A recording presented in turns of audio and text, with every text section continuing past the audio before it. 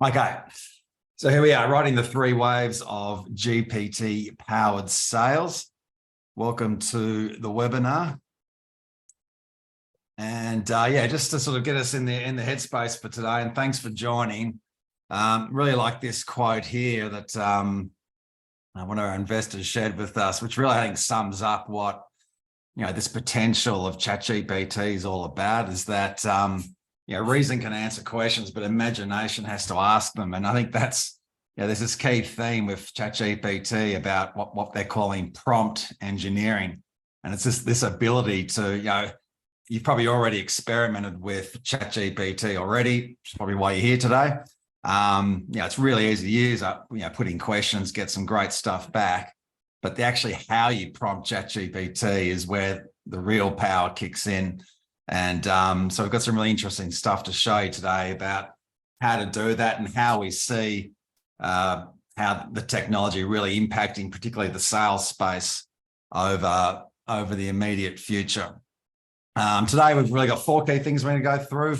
I'm going to introduce myself and Mark, my co-founder and CTO. Mark is going to take us through what we're calling naked ChatGPT and some key tips. So just to confirm, by naked ChatGPT, we mean what you can actually sign up for now. There's ChatGPT 3.5. Mark actually, as a developer, has access to the latest 4.0. I'm going to show you some great stuff in there. I'm then going to step you through just to give you a sense of what this artificial intelligence can do inside your sales tech stack. And we're going to use our platform today to show you just some of the things that can be done in these, what we're calling these three waves of ChatGPT powered sales. And then finally, we're going to finish with some frequently asked questions. We're getting a lot of questions about data security and privacy. We'll put your mind to rest. We'll certainly give you a lie of the landscape there, how that's shaping up, ethics and also accuracy of the model. If you do have any questions that pop up during the meeting, please just put a question into the chat and I'll collate those and answer them. Or Mark and I will do our best to answer those questions at the end of the webinar. So let's get into it. So just introducing myself and Mark. Mark and I are both co-founders of SalesGRID. Our previous venture was a company called Performio, sales commission software platform, which we're actually going to be using that as a bit of an example today in terms of as a case study for using this artificial intelligence. Mark has built some major sort of enterprise tech stack over the years, and I've been working in B2B sales and really working hard around how to actually enable sales teams to improve process and stop repeating errors, particularly on those big deals. So that's what we're about. And I think this whole ChatGPT thing has really fired our imagination for how to really enable sales teams to inject more science into how they run the sales process. So let's get into it. So ChatGPT, obviously, it's going to be a transformative technology. Reading a lot about this in the media and in the industry, there's still obviously skepticism, but look, there's absolutely no doubt that this technology is going to transform all sorts of industries, including sales. You don't have 100 million users in 60 days, a record without it. This is going to have a huge impact. Of course, there's a lot of hype. But what we're seeing is, and what you're going to see today, I'm sure you'll agree that this tech is coming down the line fast. This is not something that's going to be making an impact towards the back end of the decade. By the end of this year, there's definitely going to be just major changes in how we're working in our day-to-day jobs and sales and in other areas. And the other key point here is that millennials don't want to engage with sellers during the B2B purchase. Now, that's a big statement, but Gartner have done a lot of research on this. And not just millennials, there's been a trend towards, buyers doing more and more research online before, social media, websites, review sites before they engage with the vendor. And that's only going to continue. And I guess the key point here is that trend is going to enable this transformative technology. It's not like people are going to be trying to push back. If anything, it's going to enable and speed up how fast this tech comes down the line. So I think it's a really important topic. So thanks for joining today and watching the webinar. Let's get into it. So we talk about the three. How are you going to ride these three waves of AI? So what are these three waves? The way we look at it is you have a sales tech stack today. You've got a CRM, maybe you've got Salesforce or HubSpot or whatever. You've got sales engagement software pipeline. You've got a whole tech stack. And then you then got the three waves are going to be, the way we see it is there's going to be sales augmentation wave, which is, it's using artificial intelligence to work as a sales assistant to the sales team. The second wave is going to be this, again, it's augmenting the sales team, but more from a coaching, a sales expertise point of view. And then thirdly, there's a buyer augmentation. This is probably really the big one. And this is perhaps where there's a bit of hype, but we're going to show you some examples of this today where you have this sort of concept of a buyer concierge where the artificial intelligence can actually engage with the customer at, if you like, at the top of the funnel and actually provide a lot of value in that initial research process, but even going a lot further down the funnel.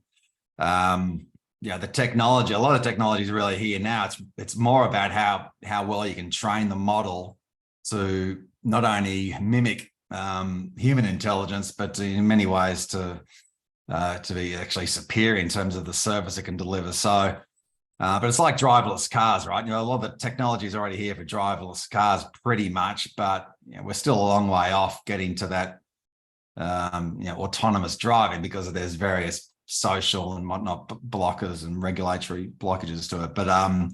But there's, particularly these first two waves are going to be on us pretty quickly. And we're going to show you some examples of that today. So I'm going to hand over to Mark now. Mark's going to, we're going to kick off with, Mark's going to talk a bit about ChatGPT, what's the latest going on there and some examples of how you can use ChatGPT and some sort of non-obvious examples to really show the power of it and how you can prompt it. So I'm going to hand over to you, Mark, to take it from there. All righty. So let me just share my screen. Let's go with this one. There we go. So this is the slide that we're on. There we go. Yeah. So I think if we look at ChatGPT, what is actually ChatGPT and what's so special about it?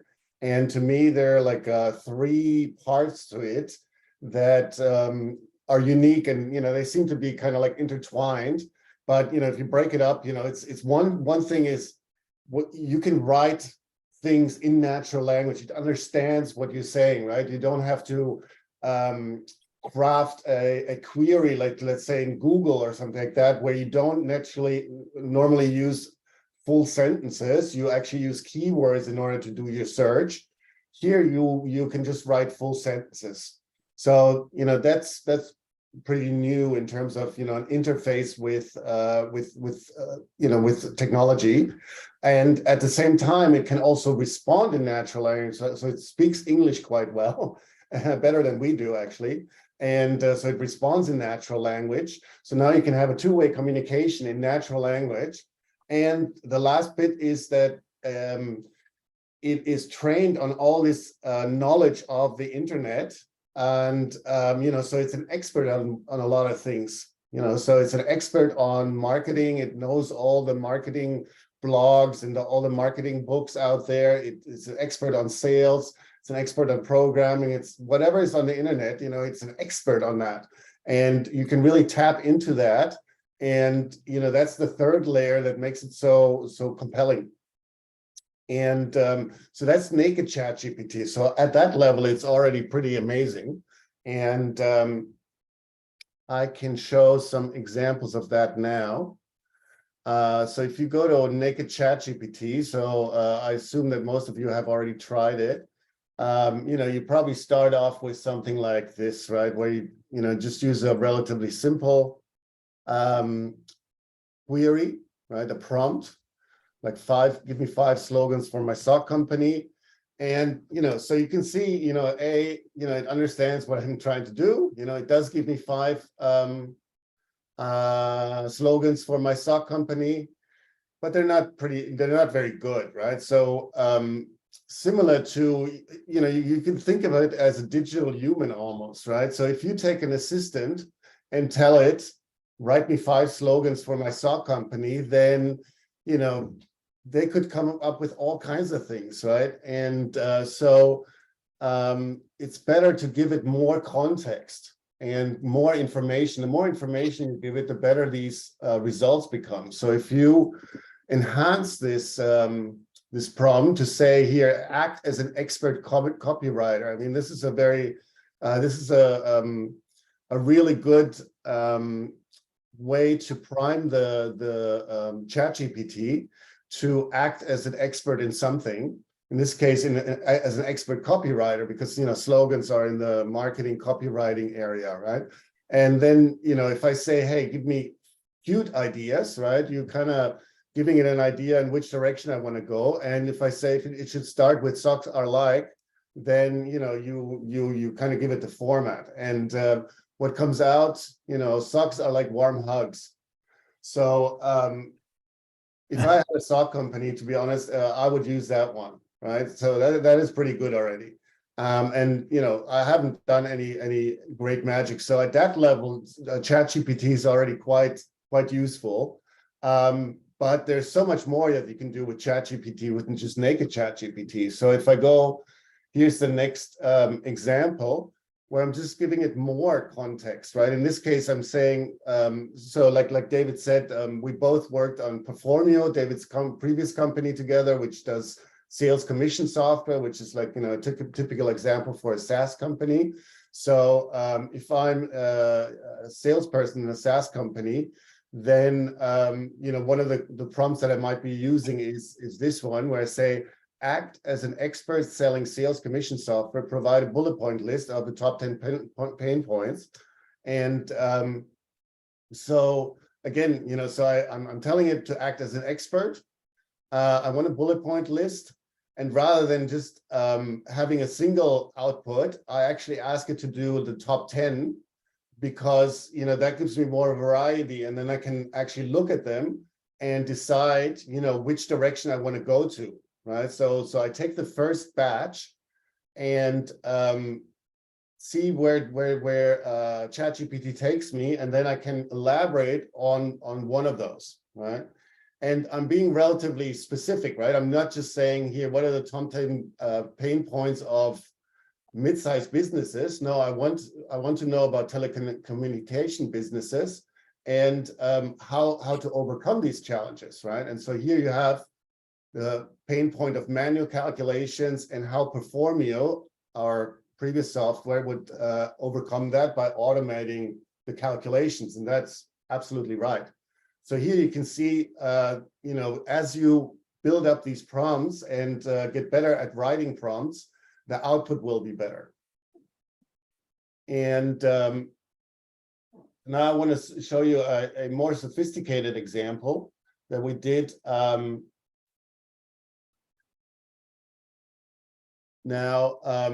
of the things that SaaS companies like ours often have to do is these RFPs, requests for proposals, which is basically when you're dealing with large buyers, enterprise buyers, rather than making a gut level decision of which vendor to go with, they usually kind of structure and formalize what they expect from a vendor and write a big requirements document like this one. They usually have hundreds, if not thousands, of questions or requirements that you have to fulfill if you want to work with this buyer. And so they're always very tedious to fill out. And here's a typical one, right? So let's say here, does your software have auditing capability? Does the software have a SOC 2 report, which is a security certification? And so on and so forth. So there's a bunch of questions, and answering those are quite tedious. And now ChatGPT can help with that, because one of the things that you find in RFPs is that they often the questions are similar between different RFPs, but not exactly the same. Sometimes they would ask for this one, for example, does the software have any annual security certifications? Well, SOC 2 is a security certification. And so they're actually asking kind of the same as this one, right? And so ChatGPT, because it's an expert at security, for example, at IT security, and it's an expert at RFPs as well, right? It knows that these are pretty similar, that these are potentially have the same answer. And so it can take an existing RFP, let's say you've already done one RFP, and it can use the answers from that RFP to fill out those questions that are in the new RFP as well. And so what I did, now one of the problems with RFPs often is that they come in different formats. So here, this one is a Word document. Here, more common are probably like these Excel sheets where you have a requirement and a response and a comment, something like that. And they come in all kinds of different formats. Well, ChatGPT can help you with all of that. So I crafted a lengthy prompt where I basically said, here's an old RFP. I said, you're an expert in RFP and filling out RFPs. Here's an old RFP. Here's the new RFP. And the old RFP was in Word format. And then the new RFP is in Excel format. And please just answer it and figure out where the answer goes. So I'm just going to paste this in here. It's a very long quote, but basically I said, the second RFP, the one that's coming out, oh, nice one. The one it's generating is an Excel, right? And so now I asked it to actually take the Word document and use that as the basis, and then generate the answers to the new RFP in Excel, right, or as a table. And so here you can see I just stuck in the questions of the new RFP, and it just uses the answers that I found in the old RFP and tries to answer that. And sometimes it will not find this information, right? But sometimes it will, and then it can, it can just write you the whole RFP actually. So I think this is an example of, the complexity to which you can go to of just using naked ChatGPT to come up with some really crafty prompts to really simplify your work life. I mean, so I'm gonna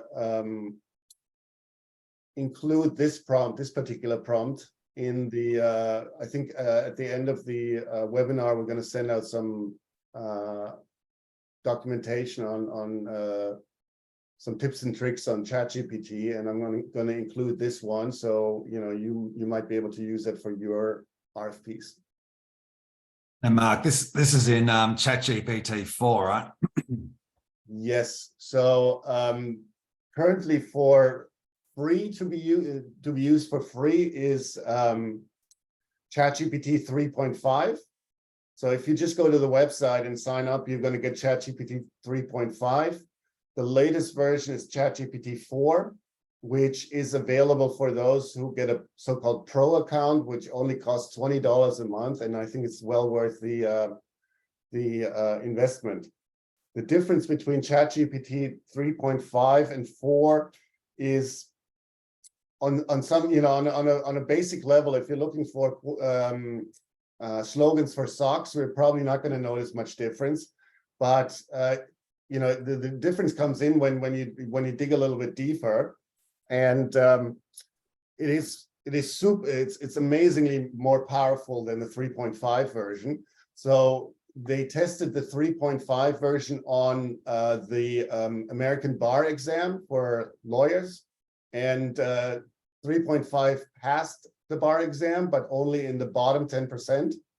And ChatGPT 4 actually managed to pass the bar exam at the top 10%. Right, so it's vastly better at reasoning, at understanding, like, these kind of bar type questions, and reasoning like a lawyer. So you can see that there's a vast improvement in the in ChatGPT 4. There's some, obvious improvement as well in terms of the amount of information, and you can stick it to one prompt. It basically doubled the amount of tokens, as it's called, doubled the number of words essentially that you can stick in there. They have another version coming out very soon that's gonna increase that by another factor of 5, which really helps when you're doing very long queries like these. And ChatGPT 4 also will support, it doesn't support right now, but it will support image search, which is a whole new kind of a whole new thing that will open a world of new opportunity here. So ChatGPT 4 is pretty amazing, and I suggest for all of you to get the pro version of which has ChatGPT 4. Awesome. Thanks, Mark. And I think that, that RFP example, I'll start actually sharing now. That ChatGPT, the RFP example is really powerful, obviously. And you might have noticed, there was a couple of questions there where it didn't know the answer. And that's only because, that was because the prompt only had just one example set of an RFP. But imagine that you're running this artificial intelligence across your own knowledge base, your own sales content, all the RFPs you've done in the past. Imagine you've got your process, your unique process and methodology baked in as well. So you're now taking this incredibly fast, incredibly smart, incredibly articulate artificial human, and you're now training it up with all your stuff. And so it would be able to answer those where it said that it didn't know, it'll clearly be able to answer them. So and that's now I'm going to take you through now this concept of, what if you could actually, take it to another level with all your knowledge, content, process, methodology, and sales. So when we look at the, these 3 ways, we're going to demo just some examples to you today. So the first one I'm going to start with is information retrieval. And we're going to do this inside our platform, which is a sales enablement platform called SalesGRID. Because that's just a good way of demonstrating the concepts. But if you could, I just think also about your own tech stack. If you're using Salesforce, you've got a sales enablement tool. This is the sort of stuff that's possible now. It's going to be coming down the line quickly. But so here in SalesGRID, what Mark's done here is he's created this new little tab just as a demo to demonstrate this Ask Me Anything concept. And if we go in and just got a question here, I'm going to ask it. So normally with content search, if you want to find content, you would type in, you're trying to find, so I've got a question here. What is the date range of the last security report, for example? Now, normally to get an answer to that question, if you think about it, you go into Google Drive, wherever your content lives, and you type in security report. You'd be trying to find a security report, then you'd have to dive into the report and try and find the date. And as you know, you could be spending quite a lot of time trying to find the right doc and then trying to find the answer. Whereas ChatGPT, it knows everything. And so I just asked the question. And so what it's now doing is it's now actually scanning all the documents that have been loaded up. So not just the internet, it knows everything about security, but it's also going in and now looking up the contents that have been loaded, and it finds the answer. So look at this. The date range of the last security report is February 1 to April 30, 2019. It's just a report, and then it actually gives you an answer. And so this is the key thing for this use case here. It's not just serving up, and it's actually giving you a link to the relevant content item. But it's also giving you a comprehensive answer as well. This is why it's so powerful. It's not just serving up links to content, it's giving you detailed answers. And so imagine, knowledge management's been around for decades, at least a couple of decades. This really blows it all out of the water in terms of being able to tap into all your knowledge. You can ask anything, go across everything on the internet, but everything inside your system as well. So that's one really obvious use case I think you're going to see soon. I think the difference is, if you go back to that example, is that, all the other systems so far, they've done a so-called keyword search, right? A full text search. They search for the words, right? While this one, because ChatGPT understands natural language and is that expert, it knows that SOC 2, which is the report that the answer contains, is actually a security report, right? So it actually makes that translation. So it's not looking for the word security report. It's actually going like, which security reports are out there? There's ISO 27001, there's SOC 1, SOC 2, blah, blah. And it goes, in this case, right, we hooked it up to the, the document library of Performio.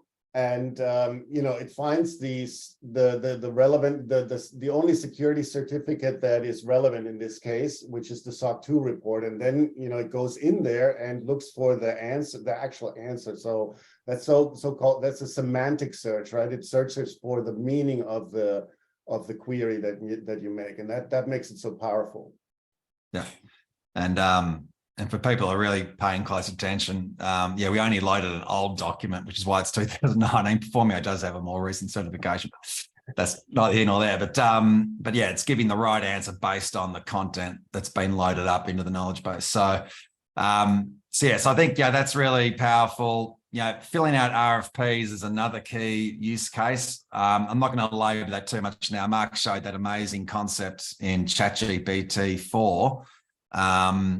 Obviously here with Ask Me Anything, you could do the questions one by one in the RFP, but Mark showed how to be very simple, pretty straightforward for them to build in here an RFP generator. So you load up the RFP doc and Shazam, you could actually see it being built out in real time, because again, it's you're not going to just have one.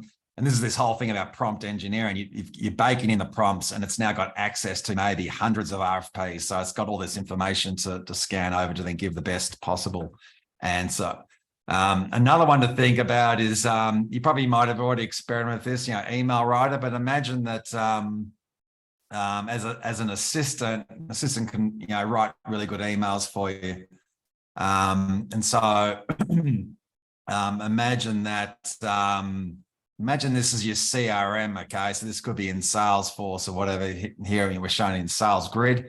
But the key point here is that the artificial intelligence can actually, it understands, it can write, really good natural language, but it can actually scan your CRM. So maybe you've done like a first meeting, needs analysis, there were some key points that came down. Maybe this came from your conversational intelligence feature as well. And, it's scanning all this information in your sales process and your CRM. And then you can then, we've just got this is just a simple example here of clicking on an email button, and you can see the artificial intelligence. This is ChatGPT is now going to work, and it's now crafting an email, but it's actually crafting an email based on how it's being prompted in the background.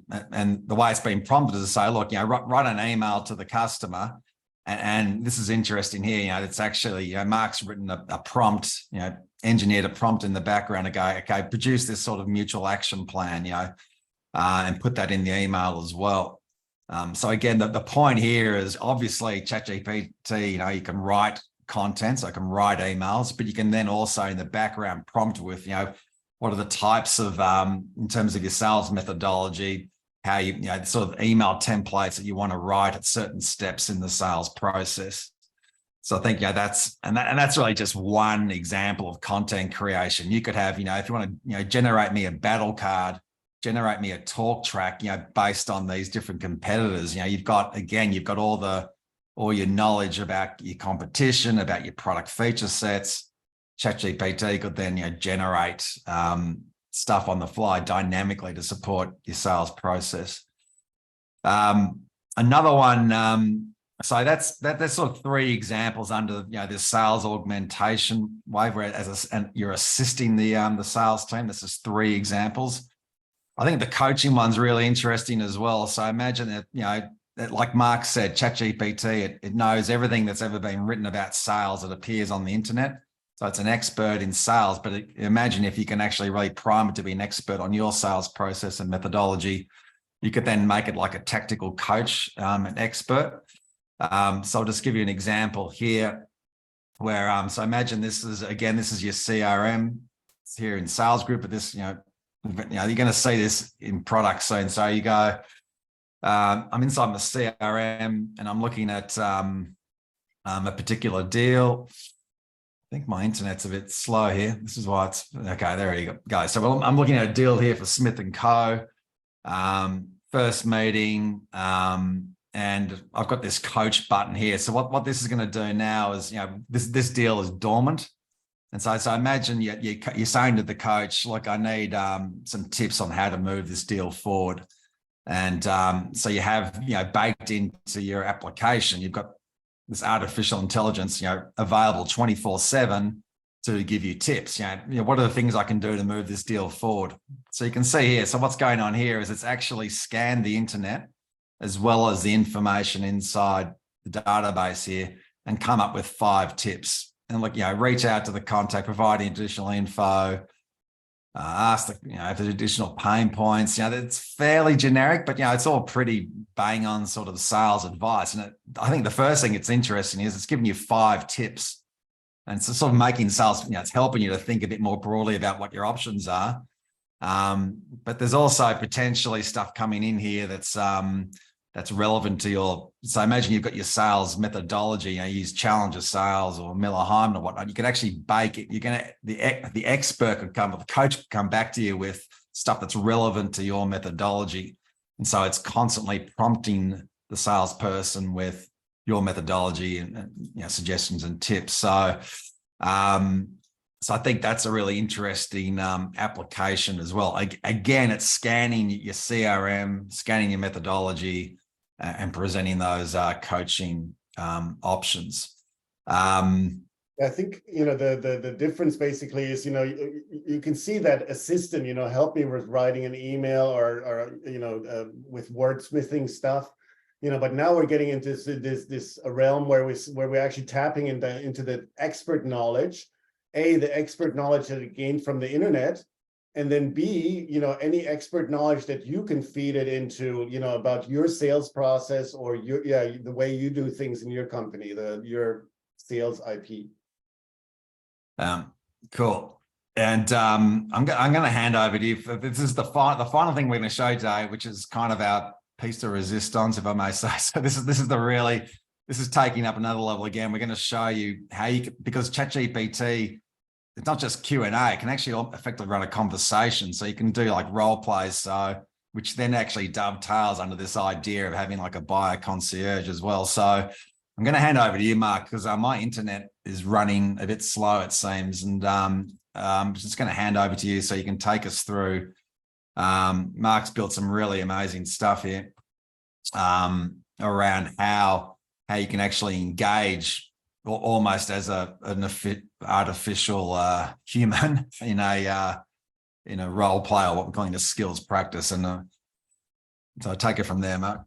Sure. Look, this is another example. Now, this looks a little bit different from normal ChatGPT, but in essence, I just gave it a more complex prompt. So in this case, I said, look, if we're going to this assistant and coaching realm, one of the things that a sales coach would do with you is role plays or skills practice, where you would basically, learn how to do a discovery meeting. There's certain questions that you want to be asking, and, there's certain things that you want to do. And, a good way of practicing that is to do a role play. Well, ChatGPT can also help you do the role playing and be your role playing partner. So in this case, I told ChatGPT basically to play the role playing partner. I call it Tom. And Tom is interested in buying sales commission software. And I'm a new sales trainee at Performio. And my job is to ask some, initial questions to get to understand where Tom's at and what he's looking for, and whether Performio is the right solution for him. So in addition, so now I'm not going to use, I'm not going to type in stuff. I actually added a voice to text and text to voice part to that, just to make it easier to navigate. Let me just try it now. Good morning, Tom. Welcome to Performio. How can I help you? I'm the rewards manager at Optus, and I'm exploring options for a new commission system. Can you tell me more about Performio? Absolutely. I think first I want to understand a little bit about your role and how you calculate commissions at Optus. Can you tell me a little bit about that?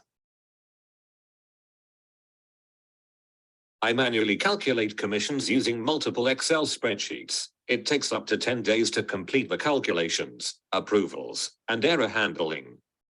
Now I told it, now, this now mimics a normal conversation. So this really utilizes this understanding natural language and can produce natural language.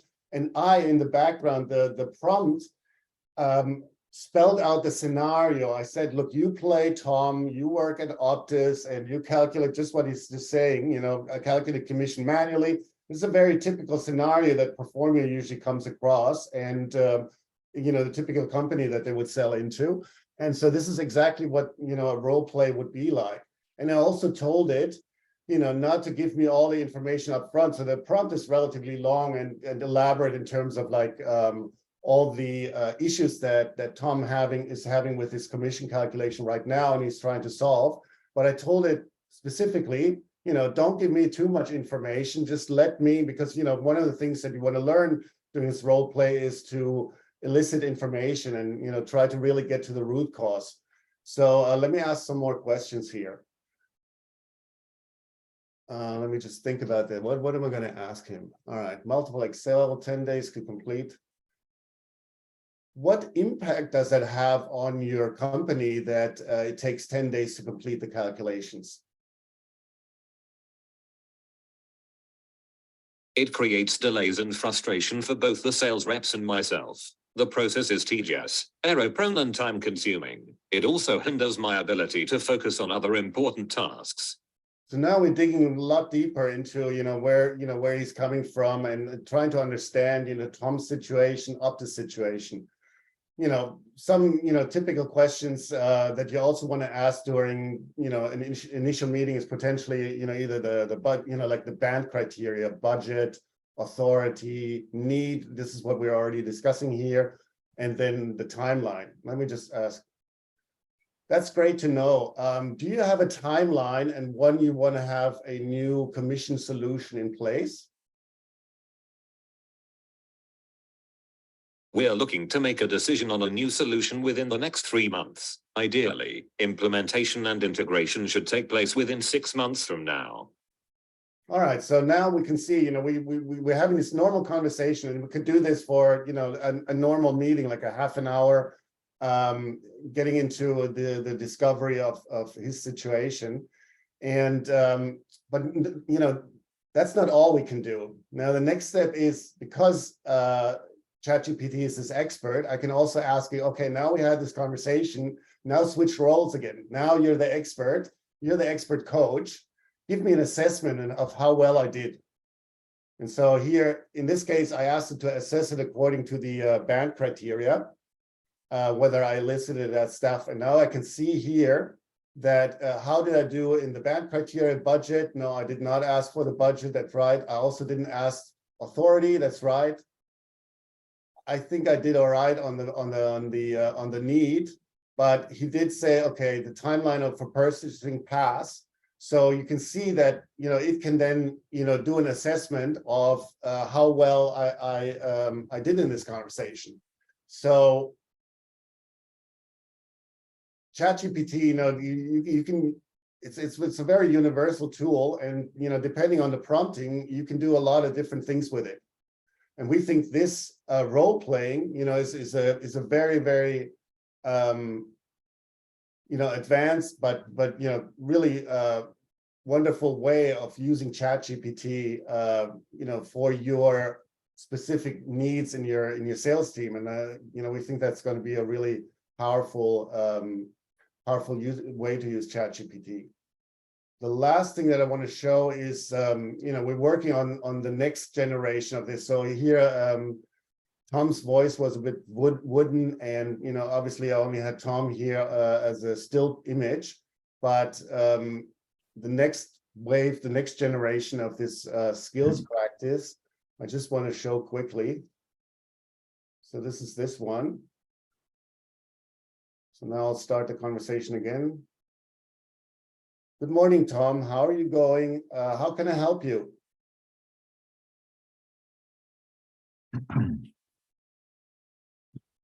Good morning. I'm interested in learning more about Performio and what it can offer for commission calculations. Can you tell me more about it? Absolutely. Performio calculates commission for companies between 50 and 5,000 sales reps. And we're one of the top 10 tools in the world.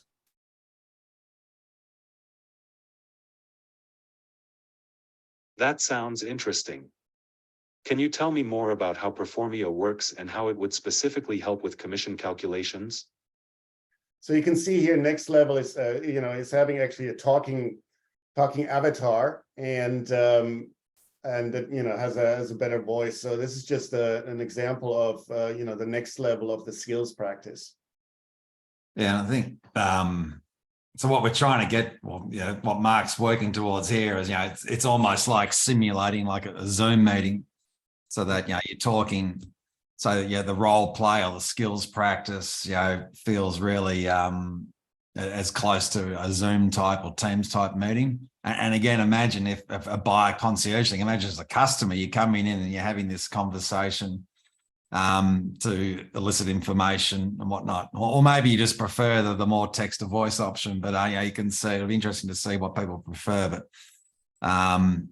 so I think it's pretty damn amazing. But I should actually also say, Mark, apologies to Simon Dethridge, who we actually took, he's a sales consultant I'm actually meeting with after this meeting, and we just took his image off the internet. And so this tech that Mark has used is so sophisticated. You just take an image off the internet and it actually creates the moving voice, doesn't it, Mark? It's sort of. That's right. So this is Simon here, and exactly right. So I just take the picture and it does the rest for us. Awesome. Okay, like I'm conscious of time. We've said this would be 40 minutes. We're now getting close to 40. It's 45 since we started. So just going to wrap things up with some key points. I also apologies to Optus. That was just a hypothetical example. Optus actually uses Performio, so also I just want to call that out. That was just purely hypothetical, obviously. But let's just wrap up with some really key points. I guess, how far can it go with this buyer concierge? Some of the stuff we've shown you today. I think you haven't really. I don't know. So basically, what we saw is the role play. But now imagine, so the buyer concierge is, imagine you're flipping the roles again, where you're saying you don't play the buyer, you are actually the sales rep, right? And buyers would interact with you, right? I think that's, maybe you can explain a little bit more what we thought of as the buyer concierge. Yeah, so the buyer concierge, so imagine you plug in the artificial intelligence into your website. So you have a web page where people can interact, they can ask for information, they can potentially ask for a demo, ask for a presentation of key information, gather information, gather requirements. That all goes into your CRM. So you'd almost have like a digital sales room. And this is where we can start really hyping it up, right? But I think, as you've seen today, I think the key point to make here is that there's absolutely no doubt that it's going to be very effective. It's available 24/7. It always rocks up on time. It doesn't have a bad attitude. It's going to be very good at doing things like gathering information, providing information, showcasing information, showcasing the product, potentially project managing key aspects of the deal. And the point we're making here is that I think for salespeople, if they're just doing these types of things, then they're going to be, that risk. I think where salespeople will need to move, and this is also going to be similar across other industries, I think, is that salespeople will need to be really good at diagnosing and framing business needs and designing complex solutions, presenting solutions, and so forth. And that's where the human touch is needed. But what we're going to see with artificial intelligence is, you're going to have these digital sales rooms, or even on your website, where people can interact with the artificial intelligence to do a lot of work before they need to talk to a human. But they're going to need to talk to the human sales team, especially where you've got fairly complex business needs and whatnot. But yeah, it's the salesperson's role is going to be more high value add. It's not going to be just doing, if you're just a sales rep who just asks some basic questions and provides info back, that's going to be done by the AI. So I think that's a key. I think that's a prediction. I think it's pretty solid. You're going to see that fairly soon. I think just, yeah, so we've shown you some key concepts today around ask me anything, respond to an RFP, et cetera, et cetera. I think, yeah, so we hope you've really gathered some really interesting stuff out of the webinar today about the potential. You know, ChatGPT is going to be a lot more than just writing content, which is obviously a good use case. But if you embed it inside your sales tech stack, yeah, it's all about that prompt engineering. It's actually prompting the artificial intelligence with context, with additional information that's related to your business, to your customers, to your situation. It's going to be just super powerful. I just want to finish off with, I guess, yeah, we've talked about today really about these concepts of embedding.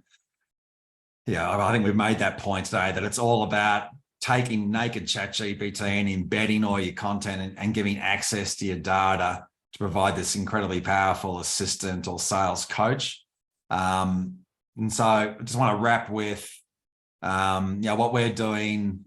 And this is, hopefully this has been an informative session, but if you're really interested in digging into this further and you actually want to look at how can you train up your sales assistant, we're actually running a trial program with customers, 90-day program to really see how far this tech can go. How far can we train the assistant?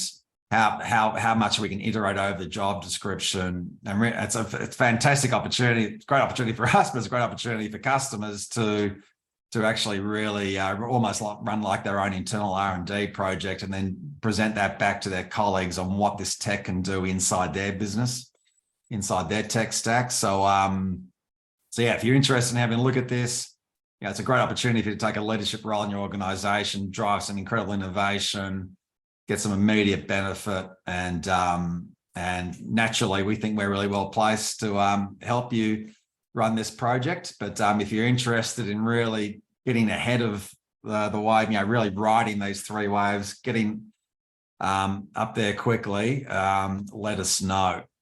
We'd love to have a chat, so you can contact me there, David at salesgrid.us. Just finishing off with questions. Yeah, we get a lot of questions about data security and privacy. I might just hand over to you, Mark, just to make a couple of quick comments on that, where things are at and where it's moving.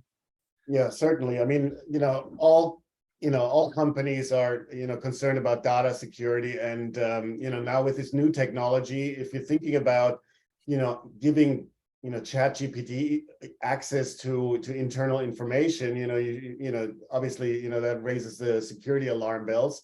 There is, you got to be aware that ChatGPT, if you just log into the website, the free version explicitly says that this is a research project, and that by default, it will capture all the information that you type in there and use that in order to train the model, or potentially use that in order to train the model. So what you're not going to find is that, if you type in our ARR, let's say Performia's ARR is $10 million this year, then that's not going to go into the brain of ChatGPT automatically. But it will be kept by the company that runs ChatGPT, OpenAI, and maybe used to train ChatGPT in the future. So you got to be a little bit careful with using the free version. Now, the API version, on the other hand, it explicitly, OpenAI is already aware that, once you're, integrating ChatGPT into, once companies integrate it into their own tools, like we did in SalesGRID, that, we have to have some assurances around security and that, and privacy, that the data does not get used and leaked or anything like that. And so the API has already a restriction that by default, the data is not used in order to train the model. But OpenAI and all these, so OpenAI and ChatGPT is just one example, right? Google is working on a similar technology, and Microsoft is actually invested in OpenAI, but there's different other models out there, and all these vendors are keenly aware that they are trying to sell to SaaS businesses, and any SaaS business is it needs to be concerned about security. So they're working hard on getting the security to the level where you can trust it. You can think about it similar to AWS when cloud computing came out. It needed to make sure that people trust storing the data in the cloud, and it got all the security certificates that are needed in order to provide that trust. And similarly, OpenAI is working, and all these other vendors are working on having that, or have that already in place. There's other vendors, like for example, some data will be stored in a so-called vector database. One of the vendors is Pinecone. They are already SOC 2 certified, which is, this is one of these security certifications.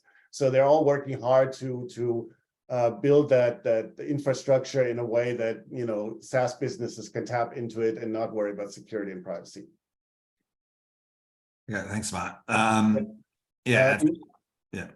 Sorry, there's another, maybe I'll just go through all the three questions. So in terms of accuracy, you probably heard about the problem with hallucinations in ChatGPT. So basically that makes up information and defends that information vigorously. So it's very hard to tell whether things are fact or fiction. And that is certainly a concern. I think at this point, they're saying that ChatGPT has about 20% hallucinations, but they're working hard on, even ChatGPT 4 already made great strides in being able to say no. Basically what it said, ChatGPT 3 in particular, couldn't say no to things, right? It would always try to be positive and try to answer the question, even if it was wrong, and very convincingly. ChatGPT 4 is a lot better at saying no, and that it doesn't know. And this is actually they found that this is just an engineering problem, meaning that they already know where the cause is for this, for ChatGPT hallucinating, and it's really just a matter of fine-tuning the model in a better way to get more accurate results. So it's just a matter of time, and this is really.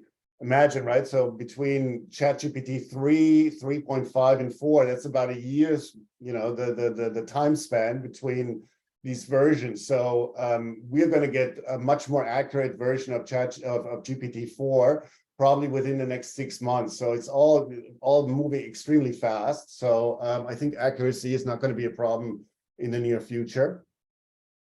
Now, there's another thing around ethical, ethical concerns around ChatGPT, and the problem is that ChatGPT, without any constraints, would also give you, very detailed information on how to build bombs, or, any type of information that might not be suitable for for general consumption, and might be racially biased, and you raise all these ethical concerns, but a lot of these OpenAI, all these large language model vendors are working hard in order to constrain the models so they wouldn't go into those topics. They say, look, anything that's about politics, just say, look, I don't have an opinion on that. And the problem is that you have these large vendors like OpenAI and Google that are working hard on constraining the models. You can also get other models that you can almost basically build on your own machine nowadays.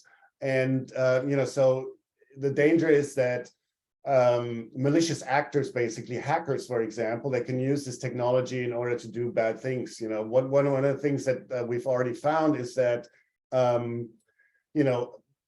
this voice generation is artificial intelligence as well. And so the voice generation, they can actually imitate your voice if they've heard it once before, right? So they just take, let's say, a snippet, they call you and they record a snippet of your voice, and then they can use that in order to generate any utterance in your voice, right? And so they could call, you know, your children and say, or the other way around, you know, they can call your mother and say, hey, mom, I lost my wallet. And can you wire me $50, right? And because you think you recognize the voice, you know, you would be more tempted to do that. And so, you know, there are definitely ethical questions that this kind of stuff will be used for malicious intent, but the industry is also working hard in putting some guardrails around that. Cool. And I guess there's also the thing of potentially if you can empower ChatGPT to start remotely clicking on parts of the software, or is there any, you can actually use it to actually drive devices, and that's a whole. So right now, ChatGPT is quite passive, right? It won't do anything until you ask it something, right? And then it'll just answer the question. But imagine, you know, so there's nothing that keeps these large language models from having actually a purpose, right? Like they want to do something. Let's say they want to infiltrate a network, right? And then use their expert knowledge in order to do that. And so the last bit, but you know, right now it's just basically question answer, or you know, like language, right? But they're already working on things where ChatGPT, rather than outputting just language, it will actually do actions on your computer. Like, for example, remote control your browser to log into websites, right? And so, you know, it's not, you know, too far-fetched to think that if you tell ChatGPT to break into a website and, you know, you give it actually the capability of, you know, entering text into websites and all that kind of stuff, then, you know, it could actually do that. Yeah, I think that's where it gets you know, the big ethical questions. But anyway, I think yeah, we've definitely ethically we've gone over time. So let's we'll draw it to an end then. Thanks for joining everyone today. And yeah, like Mark said, we're going to send out a copy of the some really good example prompts just to fire your imagination, what you can do with ChatGPT. And again, if you really like to dig into how you can train your assistant, we'd love to work with you on that. Thanks again. Thank you. Thank you. Just,